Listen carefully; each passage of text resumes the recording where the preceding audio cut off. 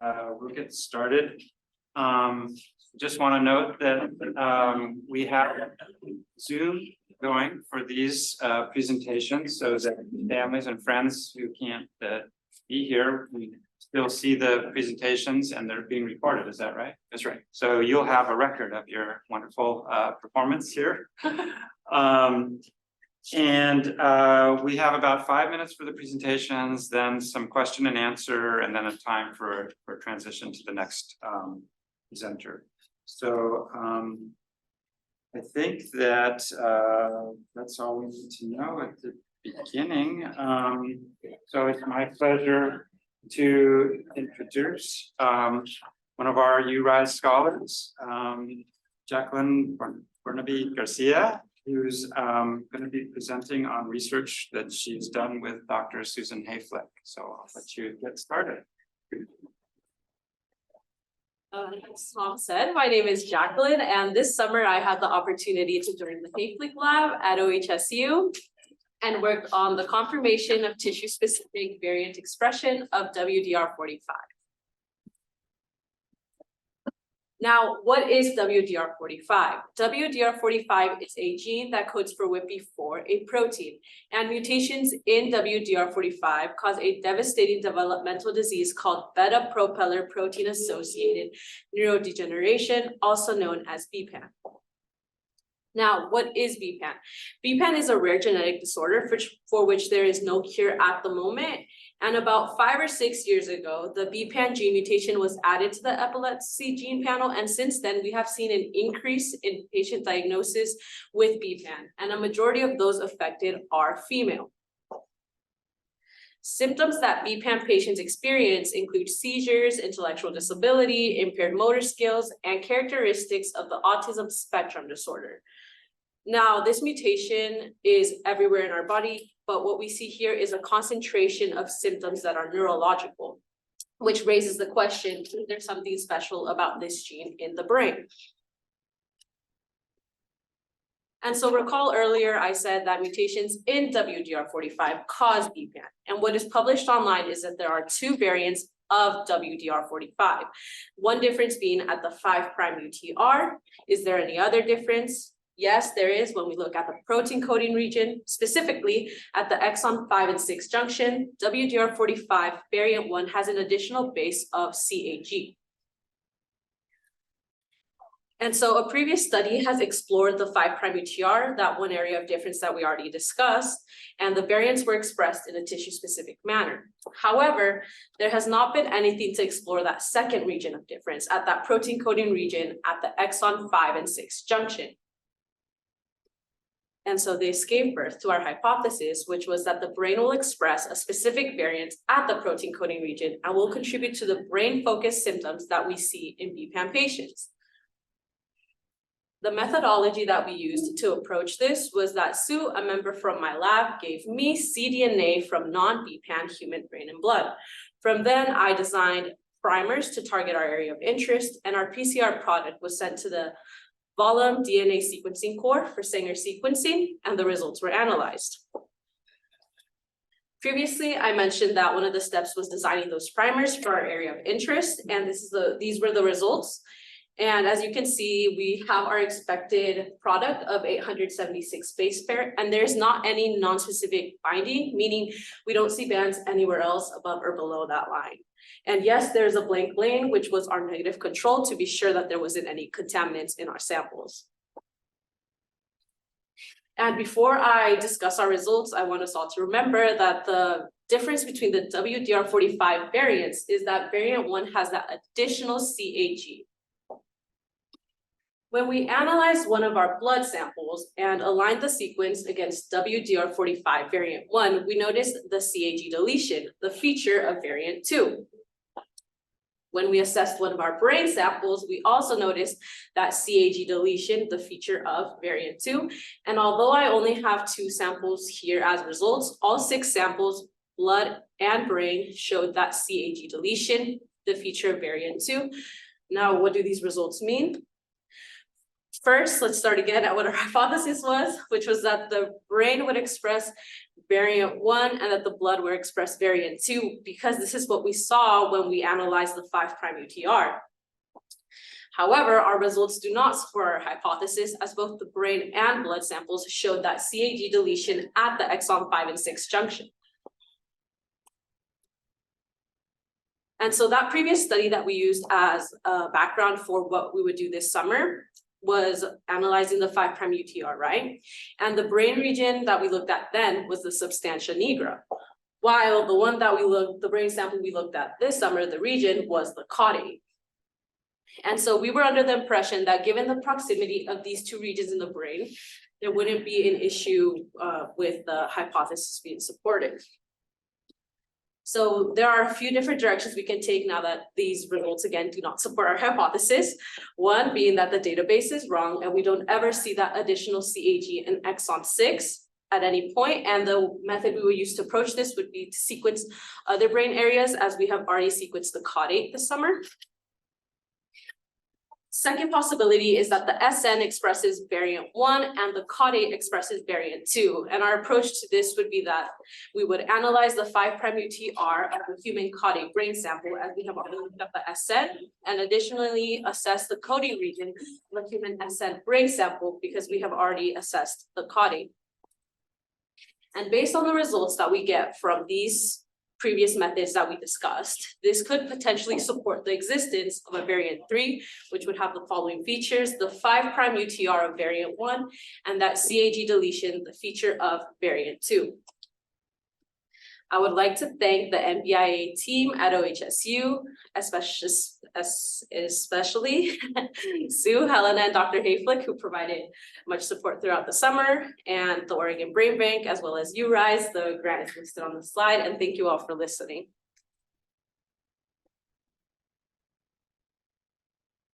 You're welcome questions if you have any.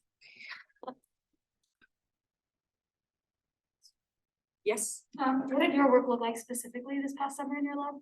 Oh, okay. Yes. So specifically, as in like what I did hands-on, or yeah. Okay, so previously I mentioned it was the designing those primers that took about a week, just because we had to. I was looking specifically to get about 800 to 900 base pairs, because that was kind of the ideal. And I didn't mention it previously, but we tested this at 4 different temperatures, because usually you're not sure what the optimal temperature is that these primers will attach to your backbone. And so that was part of that. And then obviously they had to be sent off so they could be sequenced. And what I got back was the chromatogram, which tells me what bases we got, whether it was A, T, G, or C.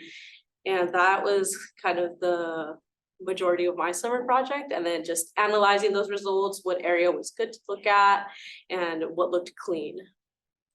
Thank you for the question.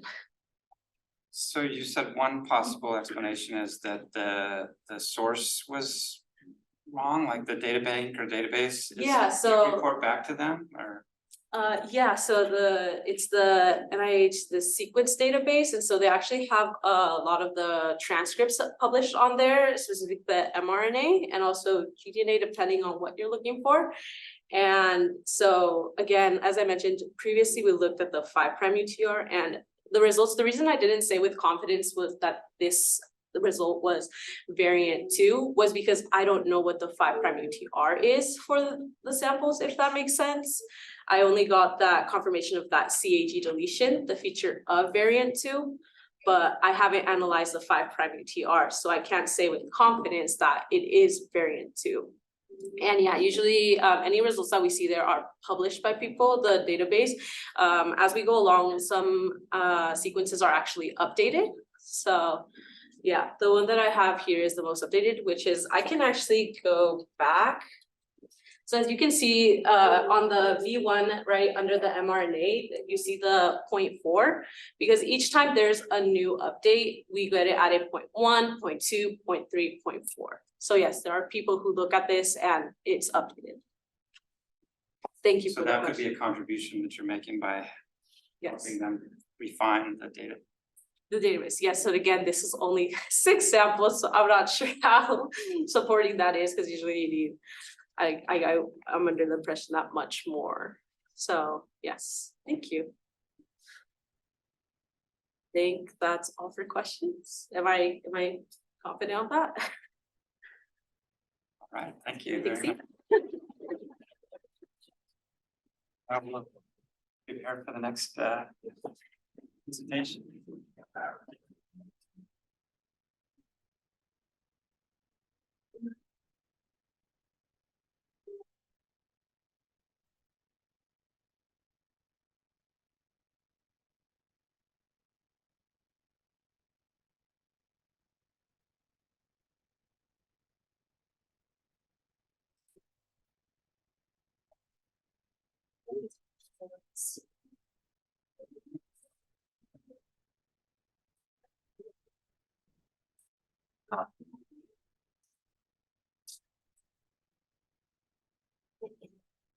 We're in the same room.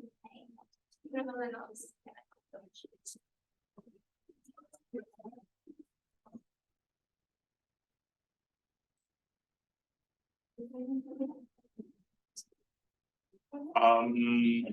We go. I can't present. Well, shucks, I guess you're out of this. Basically, your laptop. I'm gonna go run this thing, keep his hand. Because we don't have the dissertation. Well, it's not. I'm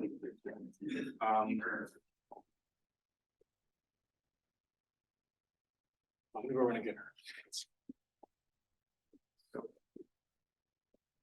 Yeah, she just needs to transfer whatever's on here. But I submitted it and it was fine. Everything was fine. It's on there now, so you Yeah, do it again. I just don't know how to do it. there's no room. It's lucky there's So no talk. do we need like a thumb drive or something? We need a thing, yes. Do you have one? No. Is anyone anymore? No, it's too useful. Are you, I mean, could it be emailed or? Yes, we can send her some. Yeah, but you could email. Could you log on to something else on this? Think.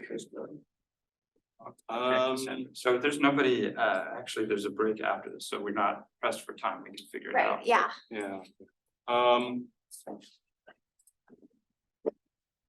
Technical difficulties, everybody. Let's see. Resolve.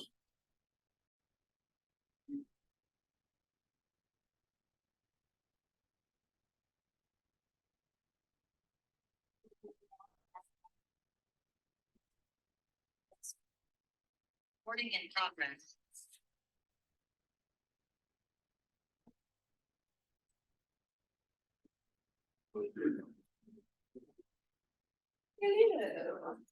Hey, we are. How's it I going? apologize, I had to get into your notes. Oh, no, that's perfect. That was my bad, sorry. I thought it was a poster, I think. I was able to get the poster to the file, but then,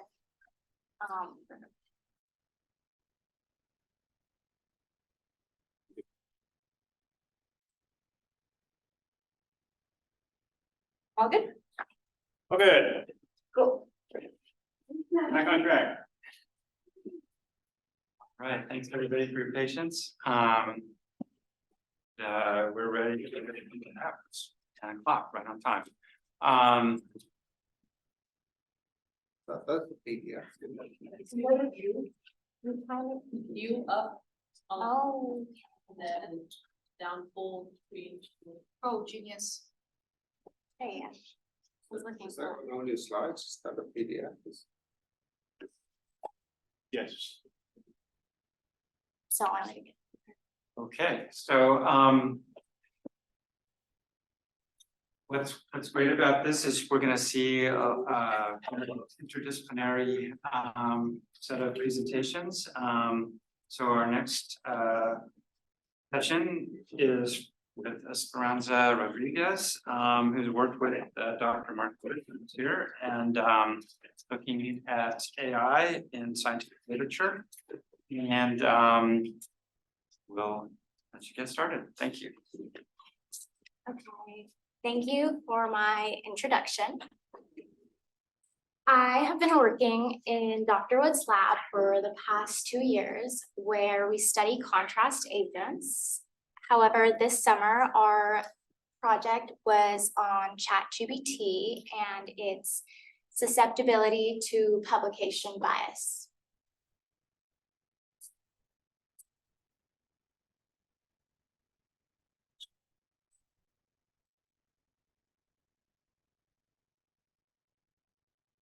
The first image that can be seen here is an MRI machine, which is used to capture high-resolution images.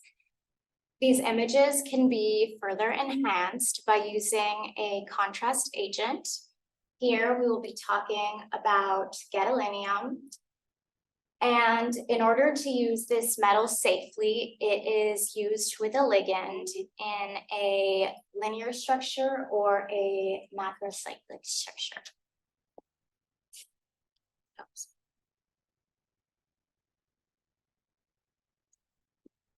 The first topic that came up was on stability. Recent literature states that the linear structure is less safe due to it being less stable, and that the macrocyclic structure is safer because it is more stable. However, there is misconception as to what stability is. Stability refers to thermodynamics, which is not to be confused with kinetics. From this table, we can see that the linear structure is more thermodynamically stable than the macrocyclic structure, meaning that the linear structure would be more stable. We can also see kinetics, and we can see that the linear structure has much faster kinetics than the macrocyclic structure. Due to the macrocyclic structure having a much slower rate of dissociation, it would mean that it then is the safer structure. When we directly asked ChatGPT on this misconception, it was able to provide a response which considered kinetics and thermodynamics. However, somebody who is not directly in this field may not be able to identify this misconception and will continue to believe that the safer structure is due to stability.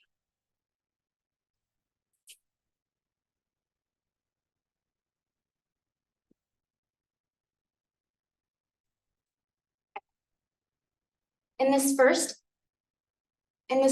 image, we can see somebody with nephrogenic systemic fibrosis, which is something that occurred in patients who were administered this contrast agent and had kidney failure. Since then, there have been regulations in place, and the use of this contrast agent in these patients has been discontinued.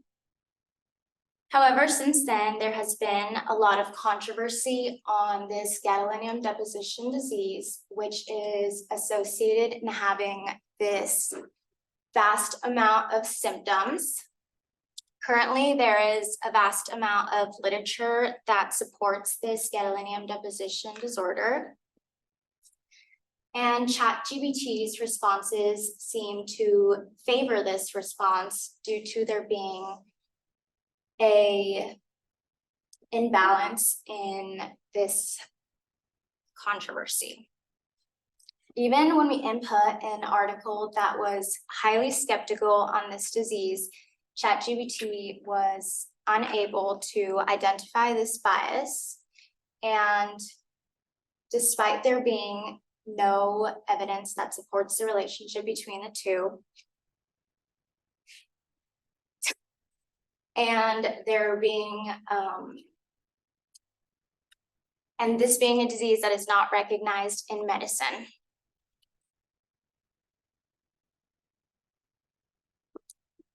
Our overall findings where that ChatGPT is prone to producing false and misleading information.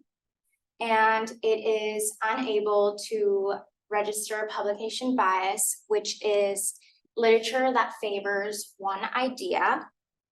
And it is important to consider how misconception and controversial topics affect ChatGPT's outputs. Thank you.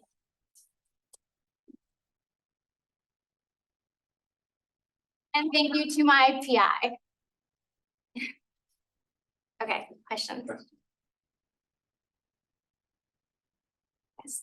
How do you think the limitations of like ChatGPT's knowledge base impacted your study? Because I think it's like September 2021 where like it doesn't go further that literature base.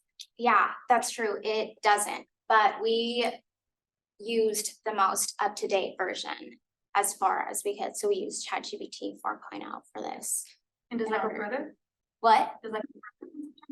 It doesn't go further, but it is able to provide more in-depth responses. Yeah. I just had a clarifying question on the image with the patient with that condition. So did they get so they had kidney failure before or they experienced kidney failure? They had kidney failure before, which is why they were unable to release the metal fast enough, which is why they developed this NFS. So patients with kidney failure are not candidates for this contrast agents. Thank you. Yes. So is this suggesting that people who have something going on and go to the internet and look it up are gonna be misled in most cases? Yes, essentially that is the summary, because there is a lot of misconception out there and there is a lot of literature that is in support of things. For example, here like GDD, which is something that is not recognized in medicine, but because there is such an extensive amount of information of this online, ChatGPT is trained to just collect and believe all of the information online. So it outputs the response that there is the majority of information on, even if it's not accurate. Do you think that even scientists can be the same way? Like, again, they just hear about things enough that they start to believe it, or? I think so, especially if they're not knowledgeable on the topic specifically.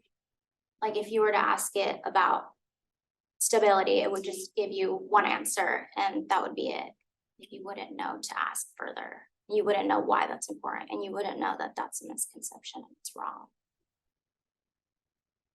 Did you like ask it follow-up questions like why stability? Did you get a response for that or? Yeah, we did. So with stability, it provided a fairly quick response, which adjusted why thermodynamics and kinetics are important.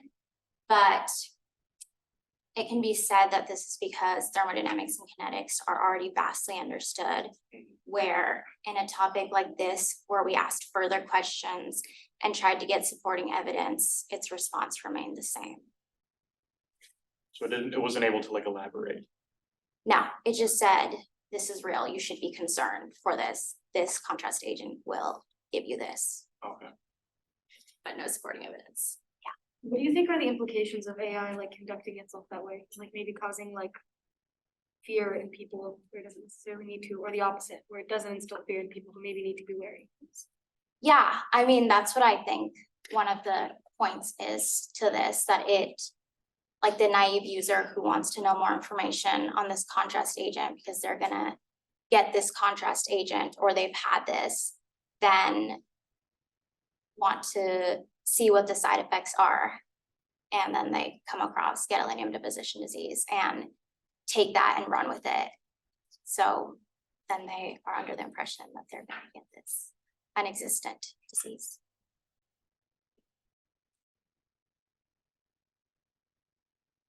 So were you experienced using ChatGPT before this, or you learned in this project? I learned about it in this project. I wasn't really familiar with ChatGPT. I had heard of it, but I didn't really understand it. And it felt a little bit like cheating. So I never played with it, but until this project. But now it makes me skeptical to even want to use it. So I don't know if I would still use it.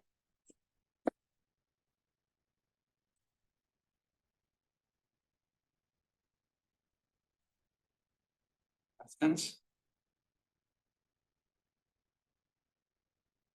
Thank you. So I'll just note that, and for those people who have done many presentations, it's a common experience for some type of technical error. So I think you're getting something realistic just happened, but you handled it very well and then came back and gave a wonderful presentation. So that's what it's all about. This is meant to be as a real life experience. So, but we're sorry that it wasn't.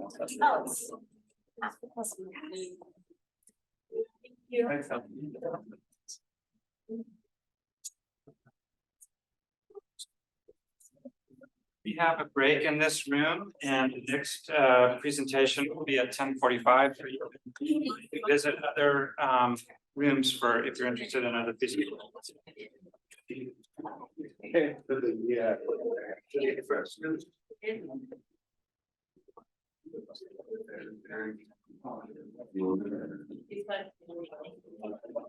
Any comments? So. Were you watching? I didn't even see you. Yeah. And then it'll. I have this. We had to. I did it yesterday. I had it. Actually, it is great.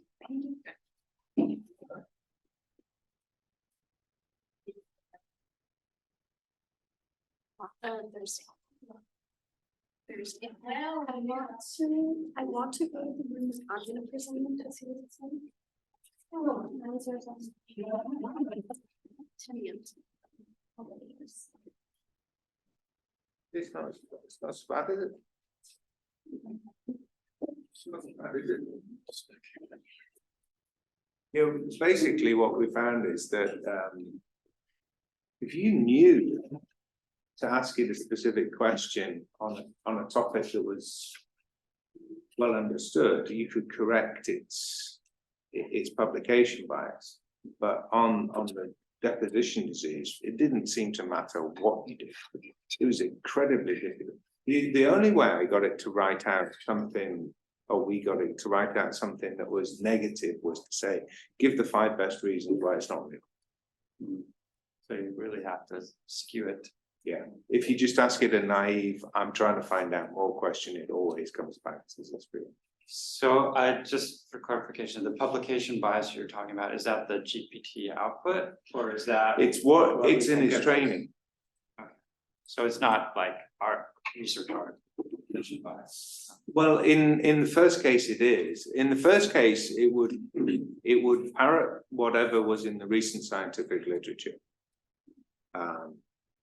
But it was fairly easy to correct that because, as Esperanza said, it's kinetics is the difference between thermodynamics and kinetics is well known. So it will have seen information that distinguishes between those two things. But in the second one, I think it's just the bias on the internet. Yeah. But it's weird when it comes to science because sometimes it will give you citations. Sometimes it will say, "Oh, I'm sorry, but you can't. I can't look at the scientific literature." But clearly, it looks at some of it, but it's only open. It doesn't go behind any. So you get the. It's hard to know what it's looking for.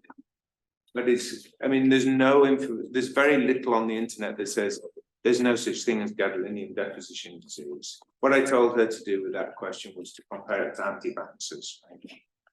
I mean, there's some information on the internet that says vaccines are reliable and safe, but the vast majority on the internet says, "Oh, don't take it." and that all it does is spit back the internet.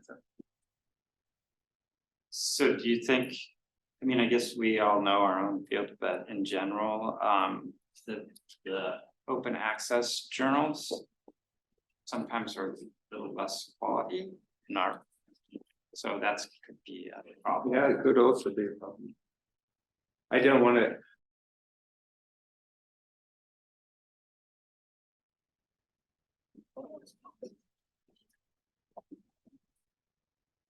All right, welcome back to this room. Just had a little break, but we're ready to get going again with two great presentations coming up. So I'm pleased to introduce Anthony Phan, who's a field texto scholar working with Dr. Martin Schreiber's lab at OHSU, and we'll have him start his presentation. Thank you. Perfect. Thank you, Dr. Keller. Hi, everyone. My name is Anthony Phan. Today I'm going to be presenting about my research project, which is S100B as a protein marker for intracranial hemorrhage. I worked under Dr. Martin Schreiber's research lab up at Summer Research Lab up at Oregon Health Science University. Today within my talk, I'm going to be referring to intracranial hemorrhage as ICH, which is a brain bleed or kind of bleeding within the brain, then traumatic brain injuries as TBIs. So why did I decide to examine traumatic brain injuries, TBIs in particular? It's one of the most leading causes of death and disability. Roughly 2.5 million people are diagnosed with a TBI or ICH a year. Then also there's healthcare disparities within the medical sector, specifically access to CT scanners, which is one of the preliminary ways they diagnose people with TBIs and ICHs, but also rural areas don't have access to hospitals, since a lot of them are closing down just because of funding issues. Then there's also been studies that's been shown that S100B is a really good protein marker that's linked to hemorrhages and also ICHs. So I decided to take on the role of looking at this as a protein marker. Then also it could be utilized within TBI guidelines, just so that there's more protocols and ways that they can diagnose patients with TBIs and ICHs. Then GFAP is also another protein marker that's linked to ICHs. So my aim is to determine whether S100B or GFAP has a stronger relevance as a protein marker for ICHs. So within my study, I was able to get data from a 2015 to 2017 multi-centered randomized clinical trial, which was ran in hospitals across North America. Then all of the patients from my data set are all from the placebo arm, so they did not receive any of the TXA drugs before the hospital or during their admission of the hospital. Then the two different groups that I divided them into was patients that showed an ICH on a CT scan, and patients that did not show an ICH on a CT scan. Then I decided to include patients with the GCS score of 3 to 12, and GCS refers to the Glasgow Coma score. And this score is utilized to kind of describe the extent that someone's impaired consciousness. So if they're really unresponsive, their number is going to be lower. Then all of the patients from the clinical trial were all 15 or older, also had a potential TBI, blunt penetrating trauma to them. Then also they had a known or estimated time of injury, which is less than 3 hours of the admission, of not their admission, but being given the drug, the TXA drug or the placebo drug. Then within my project, I plan to compare the S100B and GFAP levels of the different patients, so with and without an ICH. And this is still ongoing, so I haven't conducted this yet. So here's able to show you a table of the baseline characteristics of all our patients that were enrolled. So the ages is roughly similar. So there's definitely more prominently male that have diagnosed ICHs compared to females. Then also the ISS refers to the index severity score. So the patients with an ICH had definitely a higher index severity score compared to those without an ICH. Then here is a table that describes the mechanism of injury. So we definitely have more patients that have a motor vehicle crash, either being an occupant, pedestrian, or bicyclist. You can also see that patients that fall from a height greater than 1 meter definitely is more likely to get a ICH compared to those without.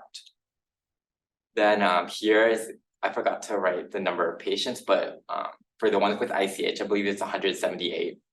And the ones without an ICH is 120 something. So for those, for what this table is able to describe is that patients without,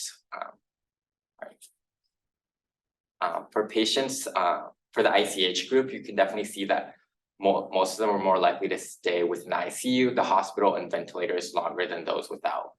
And also they're more likely to have a CT scan more than one time. Also, the mortality at discharge is greater than those without ICH. Then for the results in conclusion, this is still an ongoing study, so I'm still going to be conducting a lot of analysis and also running the ELISA samples. I believe that the patients with an ICH will have a greater S100B level than those without. Then the impact of this project is that it is able to show you a greater understanding of the importance of a protein marker, but also utilized as a diagnostic tool for those at rural areas without access to CT scanners. And here's my literature citations. Then I wanted to thank NIH Buildexo for funding this project, but also the NIH for funding our Department of Defense Award, and Laurent Nguyen, Samantha Underwood, and Dr. Martin Schreiber, and the Trunky Research Lab and PSU Buildexo for all the ongoing support. And does anyone have any questions?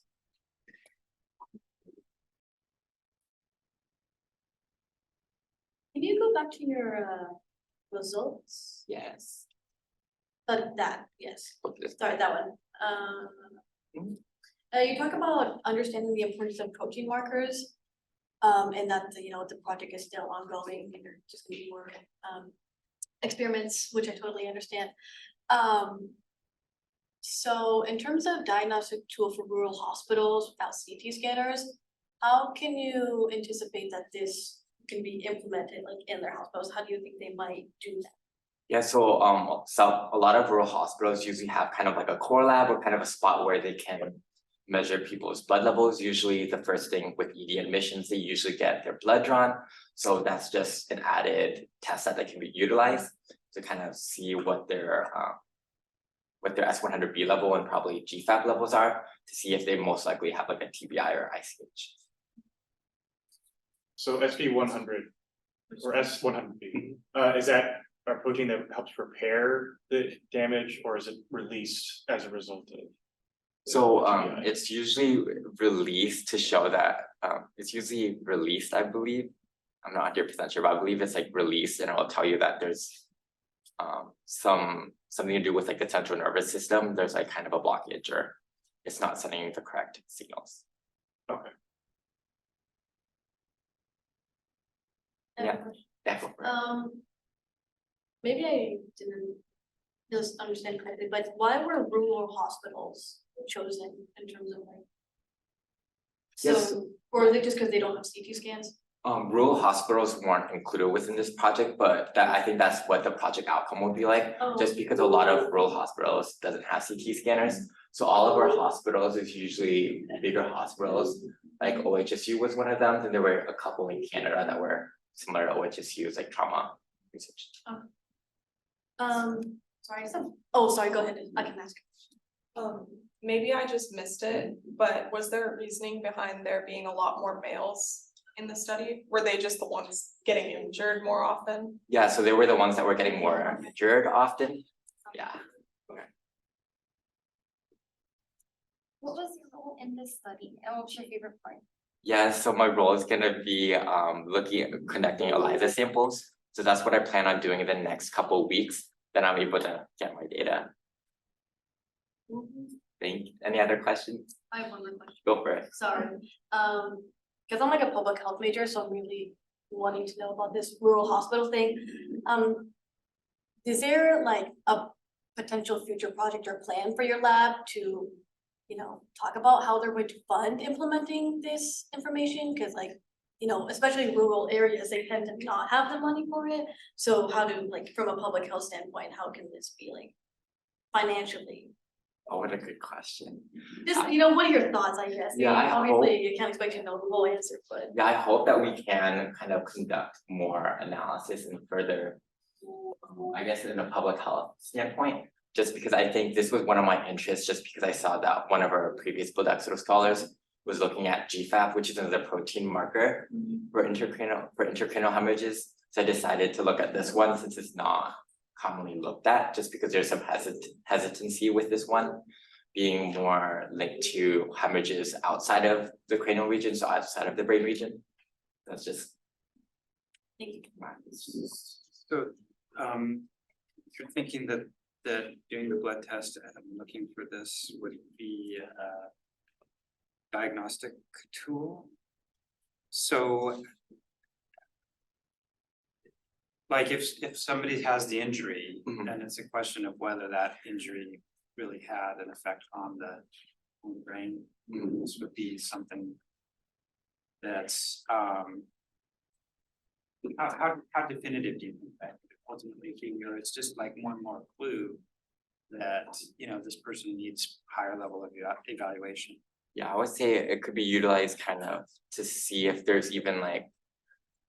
That's a good question. I would say yes, like use as a diagnostic tool to see if there's any like traumatic brain injury, just because you can utilize, I guess like my hope is you're using multiple protein markers, not just S100B, since there's at least 3 protein markers that are identified as diagnostic tools for intracranial hemorrhages or just even traumatic brain injuries, so like concussions, not just bleeding within the brain. Thank you everyone for all those questions. All right, thank you.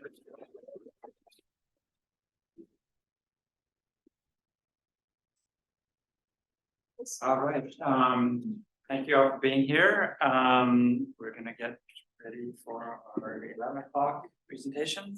So I'm pleased to introduce Connie Tran, who also worked in Dr. Schreiber's lab at OHSU, and is going to talk about TBI again, but in relation to sleep. So thank you. Thank you. All right, hi everyone, my name is Connie, and I'll be presenting my research topic today on the evaluation of sleep outcomes after traumatic brain injury in children using both questionnaires and actigraphy. So a little bit about TBIs is that 475,000 children get injured with TBI almost every year within just the United States. And more than half of these children who survive critical care after TBI will experience what are called sleep-wake disturbances, SWDs for short. And these can be in the form of insomnia or circadian rhythm disturbances. So they may have a hard time going to bed, waking up, and also waking up multiple times throughout the night. And SWDs can also lead to impaired cognitive functions in the future. And this could lead to a decrease in academic or work performance, as well as a decrease in psychosocial function. So the significance of this project is that SWDs are mainly identified using questionnaires for now, which is usually a very subjective perspective from the parents' point of view of how their child sleeps and what their patterns are like. And then for disorders of initiation and maintenance of sleep, actigraphy is often used. Oftentimes we measure actigraphy using a activity watch, which children wear throughout the night for a long period of time. And this can get a better sense of like what their sleep patterns are like. And oftentimes, however, these can be very expensive and children don't often comply with activity watch. And so this study is aiming to determine more of a relationship between actigraphy and questionnaires. So we hope to identify like a better correlation to help better treat patient outcomes with sleep after a pediatric TBI. And so our main question is, can sleep questionnaires accurately identify sleep patterns and disturbances when compared to actigraphy? So for this study, we have 2 aims. The first aim is to compare the sleep outcomes after traumatic brain injury to healthy controls. And so we have risk actigraphy and SDSC questionnaires is what they're called, and comparing that to healthy control groups. And we'll be using t-tests to analyze this. And then for the second aim, we will more answer the question that I referred to earlier, which is finding an agreement between questionnaires and actigraphy to better measure state outcomes after a TBI. And so the variables we'll be using is the two questionnaires, the SDSCs and CCTQs, and then also comparing that to actigraphy. And these are some of the variables that we'll be looking at, like sleep latency, sleep efficiency, and more. And we'll be using correlation coefficients to measure this. And here's some of the sample questions that we asked on our questionnaires, just kind of like getting a glimpse of, when does the child go to bed, and, on that scale. So for the AIM-1 results, we found out that the SDSCs, and in comparison, the healthy and TBI groups, is that the scale is much more higher for TBIs. As you can see, the numbers are much more higher up and bolded. So the ones in bolded are meaning that they are significant, and that means they are more likely to have sleep disturbances. And this is the one in comparing the actigraphy data with the healthy control group and the TBI group. As you can see, for example, for the sleep latency, which is how much time it takes for a child to go to sleep, is almost 2 times longer in comparison to the healthy cohort. And then last but not least, we have the AIM-2 results, which is showing the correlations between the questionnaires, the SDSCs and CCTQs with actigraphy. As you can see, the SDSCs don't really have quite a correlation in comparison to the CCTQs, which have quite a bit of correlation with, especially with the ones in. So in conclusion, we can see that children with TBIs often have increased sleep disturbances when compared to healthy controls. And then for the second aim, we can see that, however, overall agreement was poor between questions actigraphy, especially for sleep latency and efficiency measures. There is some agreement for sleep wake times, and we could, however, consider evaluating sleep duration or total sleep time for using questionnaires instead of actigraphy in the future. And so why does this exist? This might exist because of bias in parent questionnaires. Oftentimes when parents assume that child goes to sleep at 10 p.m., however, the actigraphy watch might show that the child might go to sleep at 10:30 p.m. instead. So this current study is, however, limited by small sample size. And in conclusion, this shows that actigraphy is needed to determine reliable and valid sleep outcomes after pediatric TBI instead of questionnaires. And it unfortunately does not correlate too much in those variables, so we cannot rely on that.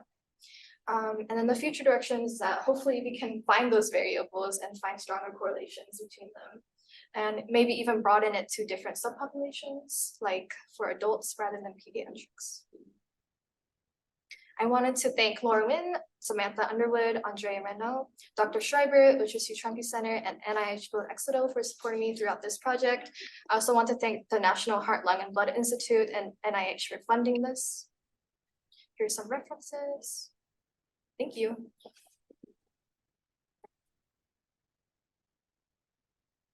Anyone have any questions? What's the age range for children in this study? It's 6 to 19 years old. And how many participants are there? Currently we have around 80 participants.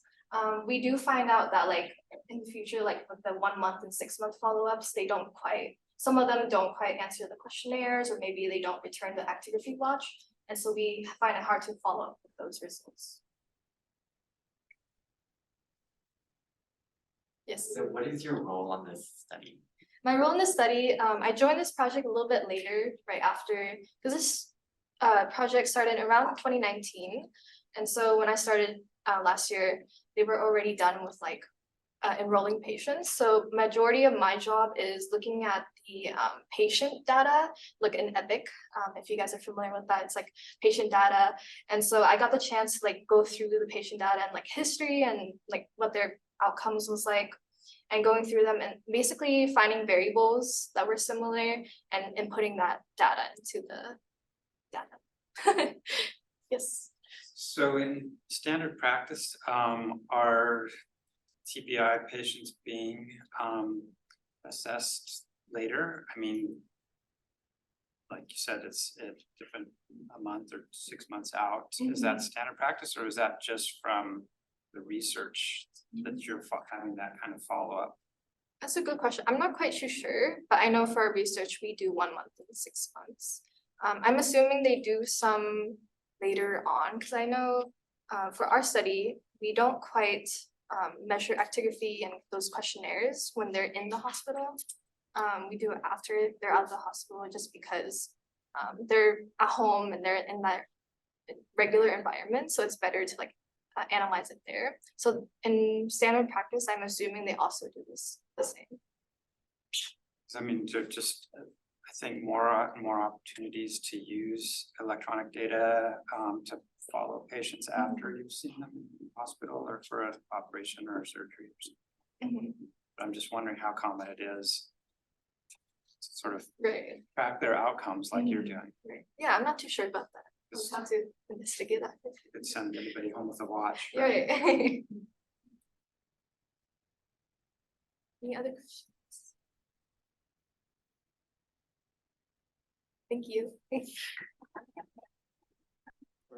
All right, welcome everybody. We have another great presentation. I've been looking forward to this one. The title makes me think of a cross between a kid's game and a Harry Potter hex like curse. So we have Marcell Richard, who works in Ken Stedman's lab, going to talk about his research. So thank you. Go ahead. Yeah, thanks everybody. Well, first off, good afternoon and thank you for coming to my presentation. Once again, my name is Marcell Richard and I'm with the Extreme Virus Lab under the guidance of Dr. Ken Stedman and Dr. Nacho de la Higuera. Today, I'll be talking about cruciviruses and my hunt for the host organism, as well as my hunt for the origins about cruciviruses. Cruciviruses are circular stranded DNA viruses. And they are comprised of a replication protein that assists in unwinding ssDNA that it contains for replicating itself. They also have the capsid protein, which is located right here, that keeps the viral genome safe from the environment. But get this, their capsid protein is incredibly similar to the capsid proteins of RNA viruses.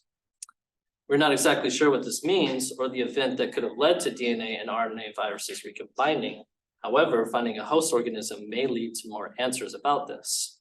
Our hypothesis is that if our P-domain recognition protein recognizes a receptor site, it will bind and fluorescence will occur. Think of it like a glow-in-the-dark key in search of a lock in the darkness. Oh, by the way, cruciviruses that I found were actually in PSU soils. Pretty awesome, right? To initiate this, I made a receptor recognition construct using the P-domain, which is located right here. I also used something called thermal green protein right here that causes fluorescence and a histidine tag that's located right here. For my methods, I performed Gibson assembly cloning, where I combined the DNA fragments encoding the P-domain, TGP, and the his tag into a plasmid. The proteins were expressed, fluorescence was observed in tubes that I'll show you later on in the next slide. And then there is chromatography that was performed where these P-domain fluorescent proteins are purified via the histidine tag, which binds specifically to nickel NTA resin. The final step is utilizing protein gel analysis where I confirmed if my protein bands were those of their expected size fragments. As far as results go, these are my results for bacterial transformation right here. So that's taking the plasmid and sticking it into E. coli and then growing them out. And then this step right here is chromatography, which is really cool because it turns the column really bright green neon and that purifies the proteins. And then this step right here is what they look like once they've been purified. So they fluoresce a really bright green, which is really cool. And then here I have my gels that I ran to determine their expected band sizes. And as you can see, my expected band size was right about here. So for node 34 and 209, the expected band size was about correct right here. But for TBSV, there is some stuff up here in the wells, and we're thinking that that was the P-domain that possibly got dislodged. and got stuck up there. So I'm in the process of optimizing my methods in order to make sure that doesn't happen in the future. So for my future work, I would like to continue with fluorescent recognition proteins via fluorescent microscopy. I'm also planning to optimize protein purification for both TBSV and cruciviruses. And what I'll be doing is actually pictured right here. So this is an example of fluorescent microscopy using something called a Carpediomonas organism, which is a protist. And we are pretty sure that this is a promising organism that might be a host organism, but we're not exactly 100% sure because this was also our first trial. Also, I'd like to note that this was not a part of the soil sample that I'll be using for host recognition. This was something totally separate and independent. The significance of my research is understanding virus behavior and their recombinant variants to help combat virus-related illnesses in humans. And we can do this with the help of non-pathogenic viruses such as cruciviruses, which in turn will help achieve our goal of a more intelligent today to build a healthier tomorrow. I'd like to take a moment to thank my my lab. I've got Dr. Nacho de la Higuera right here in the front, or second row. I also have a couple of my lab mates here. I've got Jane and Luann. I'd also like to thank Dr. Stedman and everybody else in the XVL, as well as our sponsors and our supporters that give us lots of money to do these very cool things.